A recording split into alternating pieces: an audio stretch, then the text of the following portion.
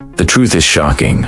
Religion, as most people know it, has never been just about faith or spiritual guidance. From the very beginning, it has been a tool for control, influence, and the careful shaping of human behavior, with hidden knowledge passed down through select groups, encoded into rituals, architecture, and sacred art, deliberately obscured from the majority. While everyday believers read scripture as divine wisdom meant to guide their lives, elite secret societies treated these same texts as a blueprint of authority, a map to understanding power, shaping not only what people believed, but how they lived, thought, and perceived the world. Every symbol, every ritual, every festival was not accidental or purely spiritual. It was meticulously designed to communicate messages to those in the know and to obscure meaning from those who are not. When you look at a cathedral or a temple, what you see is only the surface, the towering spires, the intricate stained glass, the placement of statues and altars.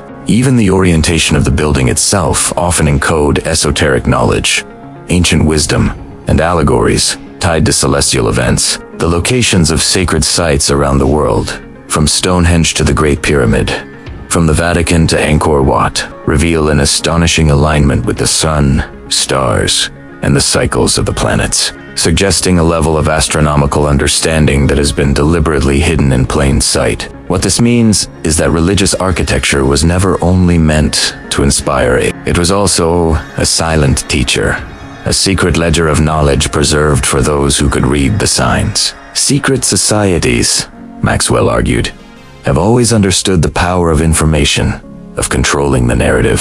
From the earliest councils that decided which gospels were included in the Bible, to the clandestine meetings of initiates in Egypt, Babylon, and later Europe.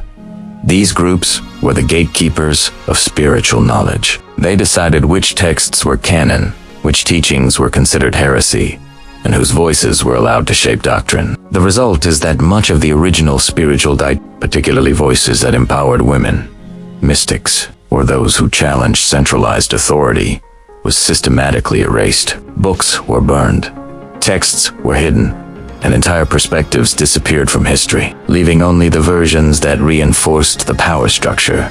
Even religious holidays and sacred celebrations are part of this hidden architecture of control. Maxwell noted that major holidays like Christmas, Easter, and even certain Sundays are aligned not with the historical lives of the figures they celebrate, but with astronomical events, solstices, and pagan festivals. These alignments served multiple purposes.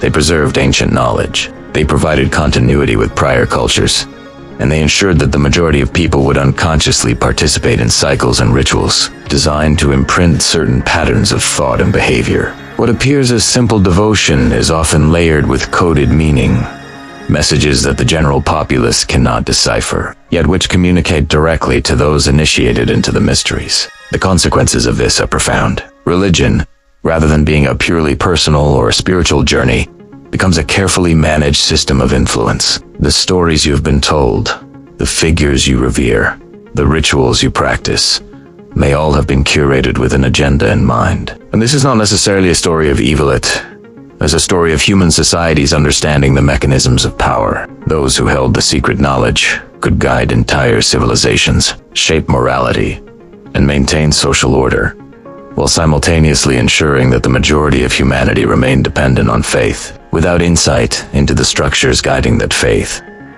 Symbols are everywhere if you know how to look.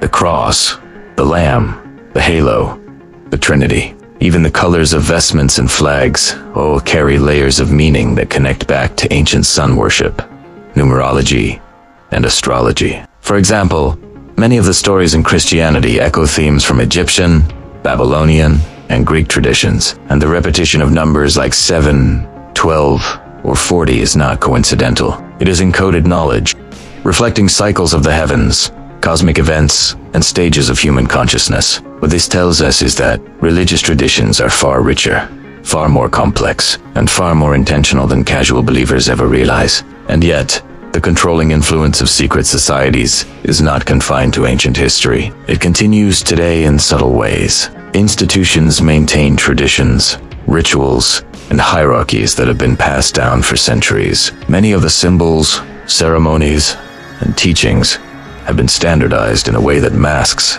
the original intent. Art, architecture, and even pop culture often carry fragments of this knowledge, hidden in plain sight. The question then becomes not just who wrote the texts, but who chose which voices were amplified, whose teachings were remembered, and whose wisdom was erased. Recognizing this is not an invitation to cynicism, it is an opportunity to see the deeper layers of human civilization and spirituality. It invites critical thinking, curiosity, and discernment.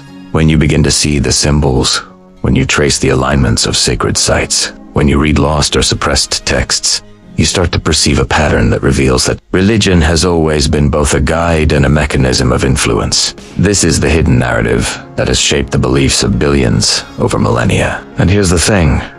The moment you understand these hidden layers, you gain the power to question, to explore, and to think independently. You begin to recognize that faith and knowledge are not opposites. They are two sides of the same coin. The same books, symbols, and rituals that were once controlled can now be tools for personal understanding, spiritual exploration, and critical insight. You can read, interpret, and learn, rather than accepting authority blindly.